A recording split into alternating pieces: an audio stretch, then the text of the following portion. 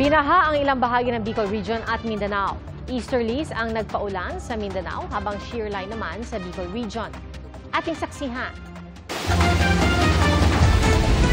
Dahan-dahang tumatawid sa bahang kalsada ang mga motorista sa bahaging ito ng Sorsogon. Mataas ng tubig, malakas pa ang agos. Sinuspindi roon ang pasok sa preschool hanggang secondary level matapos magtaas ang pag-asa ng heavy rainfall advisory. May mga napilitan ding lumusong sa baha sa Albay dahil sa walang patid na ulan. Makakadaan pa naman ang mga motorista pero kailangang magdoble ingat. Pansamantala ng mga sinarado sa mga motorista ang Mangit Highway sa Balatan, Camarines Sur dahil sa pagguho. Nakaranas din ng malakas na ulan sa Mindanao. Sa Davao Occidental, lumabot sa 300 ang lumikas na hanggang ngayon ay nananatili pa rin sa mga evacuation center. Malakas din ang ulan ang naranasan sa Tawi-Tawi kung saan may mga natumbang puno at nasirang mga classroom. Natanggal din ang mga bubong. Pinagtulungan ng mga otoridad na mapaayos at magamit ang mga classroom.